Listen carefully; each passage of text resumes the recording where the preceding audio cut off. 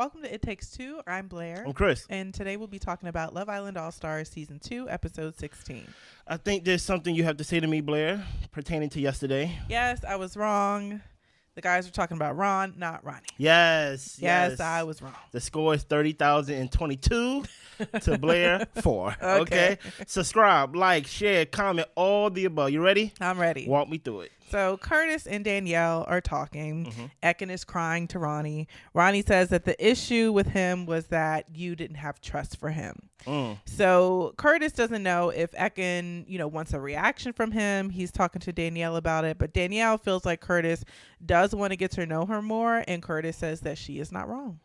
Oh, my goodness. There was so much tears going on. I know something felt in your chest when you saw Ekin crying like that, Blair. I started laughing. Wow. I was like, she's so dramatic. Oh, my gosh. This wasn't a comedy. Okay. Let's keep going.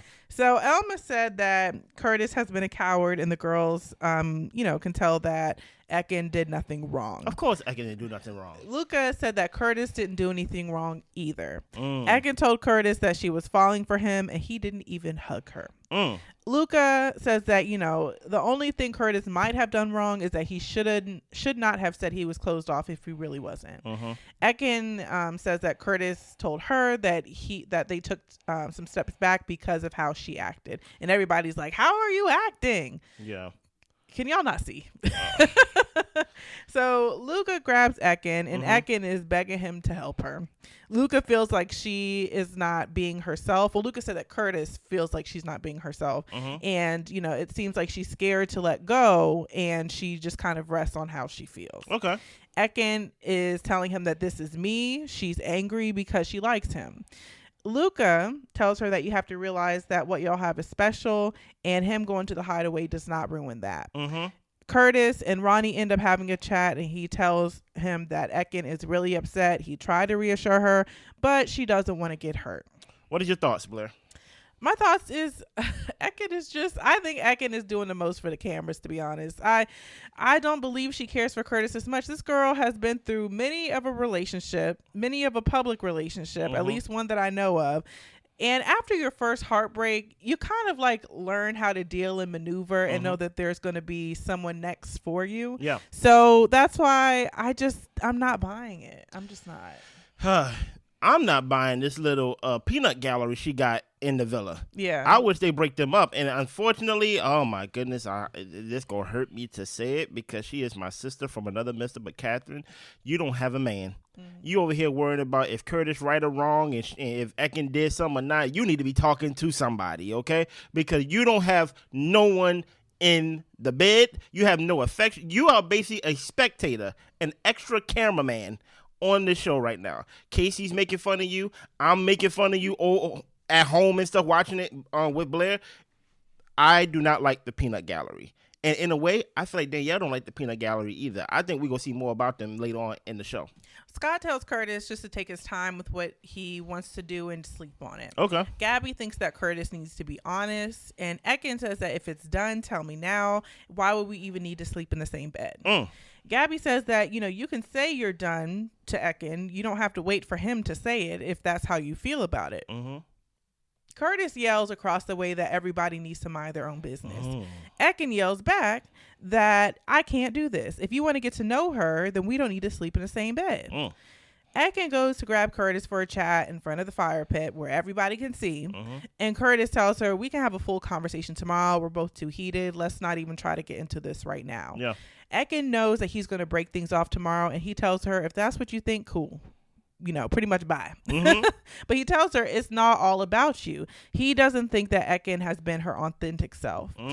Ekin says, can you not believe that I've changed as a person? And Curtis was like, well, I knew you beforehand. And she tells him, you're judging me from what you've seen on TV. But he has not seen her on TV. Ekin says that if you don't think I've been authentic, then F you. Curtis tells her, we'll talk tomorrow. Ekin is just sorry that he feels this way, that he's upset, and she's not here to argue with him.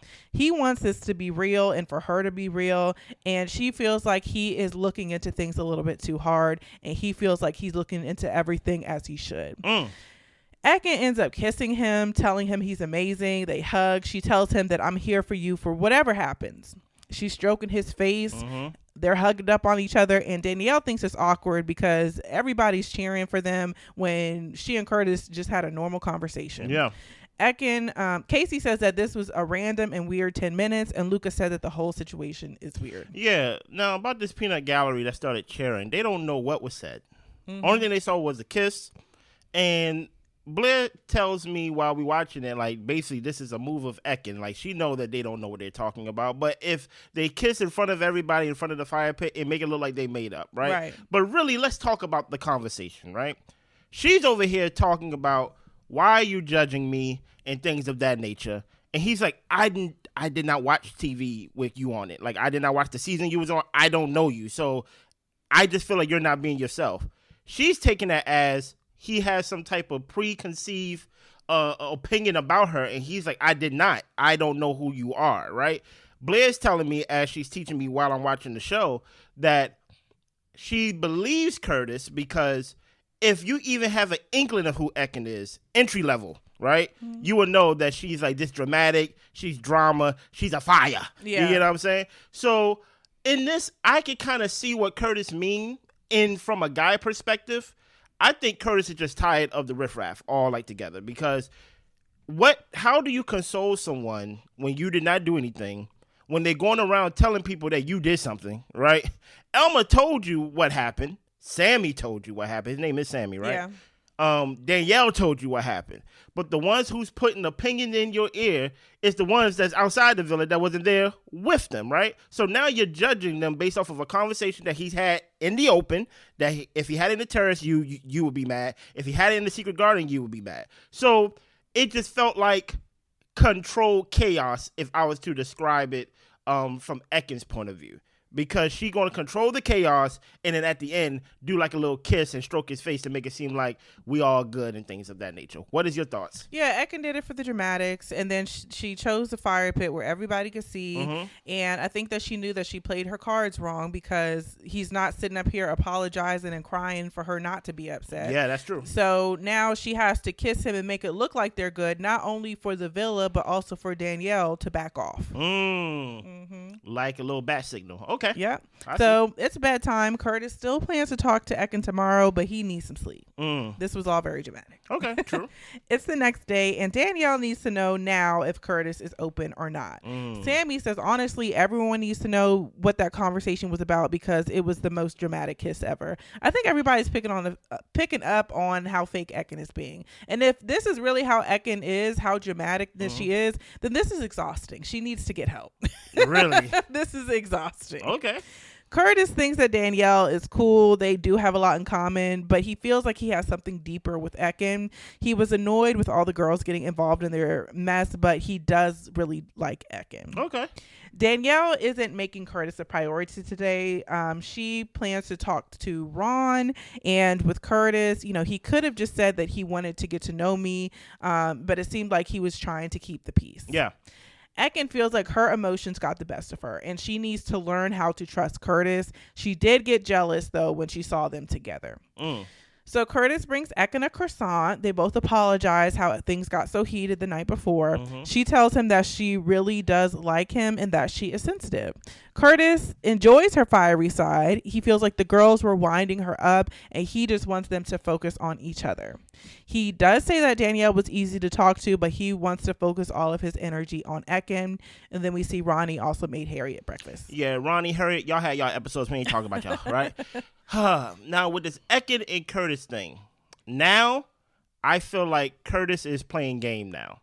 I think Ekin played her hand too strong, and now he's like, you a little crazy. Yeah. You are also a gamer, right? You are also a manipulator of emotions.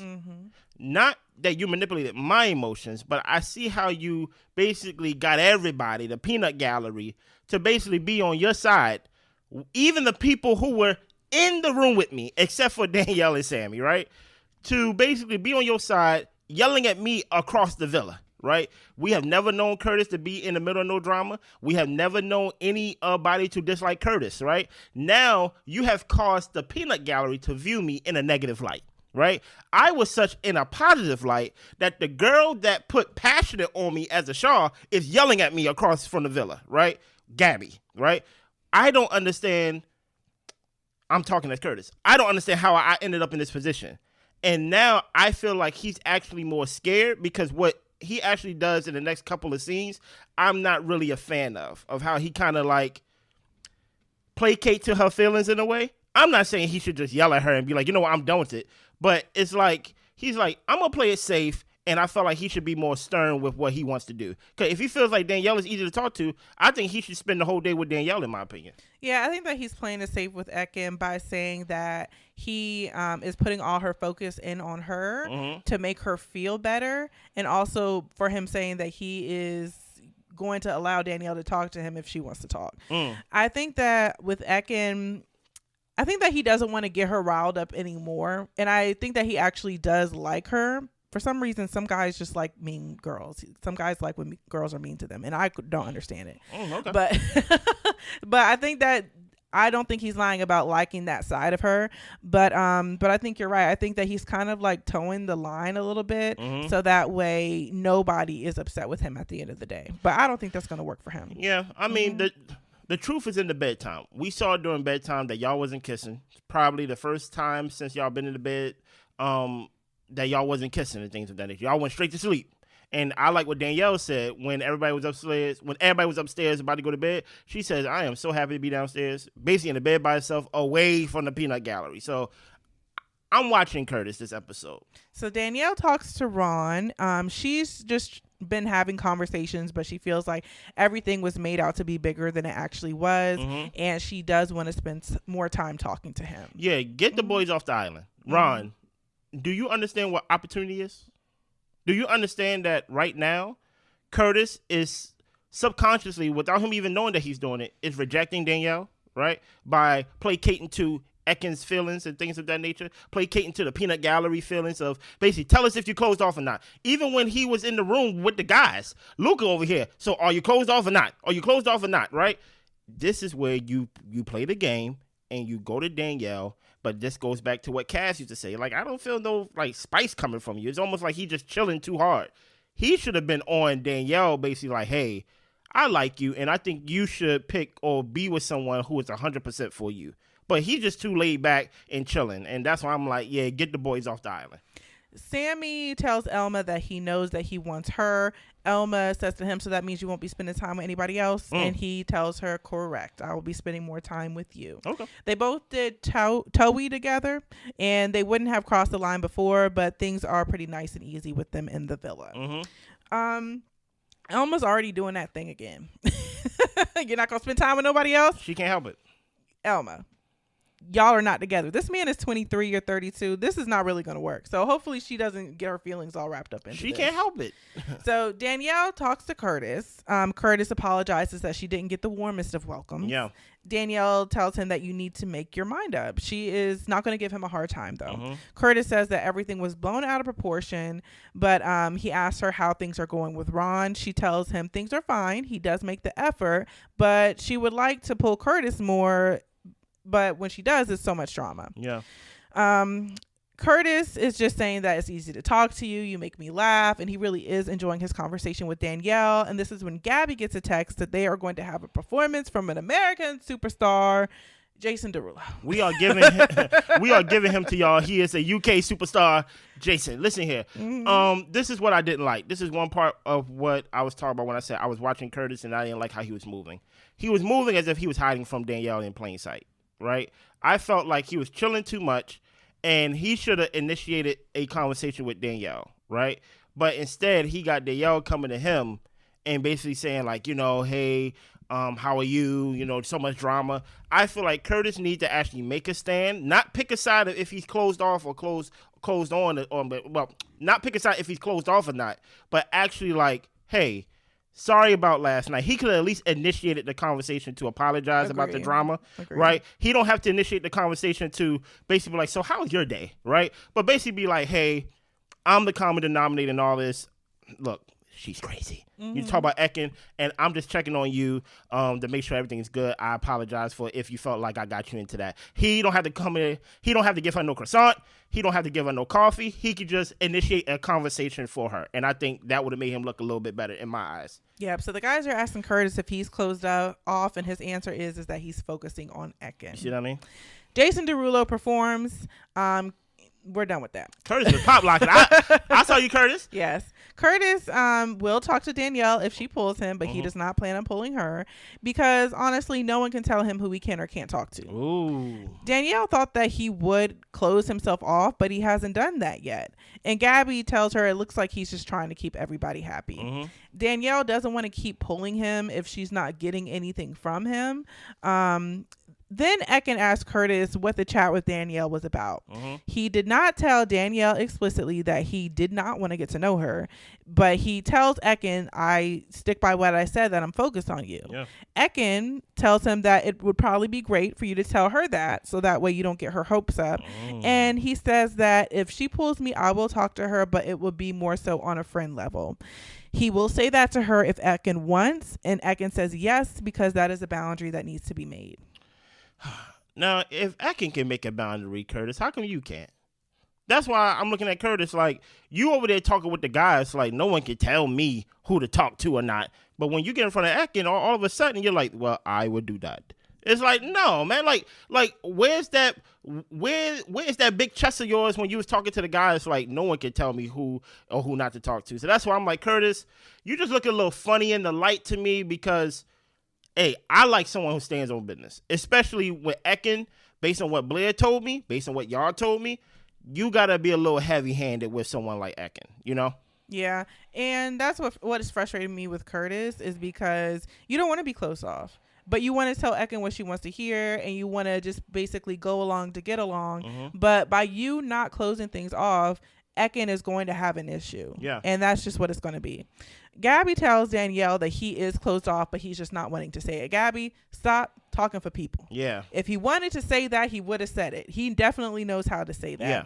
Danielle feels like Curtis tried to catch her eye during the concert. I think Curtis was just pop locking, enjoying himself. He was very pop locking a lot. Okay. But Grace gets a text. It's time for Danielle and Sammy to choose their couple. Sammy chooses Elma, and Danielle chooses Curtis. What I did not like about this scene and was, Ekin says she's going home. Yeah, it's okay, Ekin. What I didn't like about this scene was that everybody's there whispering under their breath, don't choose Curtis. Don't choose Curtis. Don't choose Curtis. And then when she chooses Curtis, then they blame Curtis, right? Saying it's his fault because he said he didn't close it off. As if that is like a repellent for Bombshells. I don't care what you say it is, right?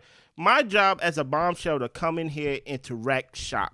And I was very, very, very, very hoping that she did not pick Ron, because if she would have picked Ron, I would have came on here and said, hey, this whole storyline of Love Island All-Stars is staged, right? But the fact that, guess what? She chose Curtis. I like it. I am ready for the drama now. And let's see if she gonna be a woman of her word. If she gonna go home. Listen, last season, who was it in Love Island UK that went home with her man?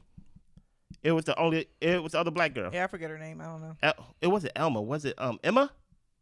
I don't remember her name. I see her face in my head. But she went home the minute that she found out that her man is going home. Now that Ekin, you don't have no man, are you going to go home? I don't think she gonna go home. Yeah, Ekin's here to stay. And I'm glad that Danielle chose Curtis because Bombshells need a bombshell. Yes. And you guys seem to have a connection. And Curtis, if you could kind of get your spine together, you might actually be able to get the girl. But if you keep trying to placate everybody, I think Danielle's gonna get turned off. Yeah. So, Now that he chose Danielle, do you think he's going to be not faithful, because faithful's the wrong word. Do you still think he's still going to play both sides and still? Well, he didn't really choose Danielle. Danielle chose him. And because Danielle chose him, he can play it in the middle the way that he's continuing to. He didn't actually have to make a choice. So that's the biggest difference. That saved him. Yeah. Even though she told him sorry and he said, don't be sorry. Right. If he was at the front of the fire pit and had to choose, there's no going back from that. Oh, yeah, that's true.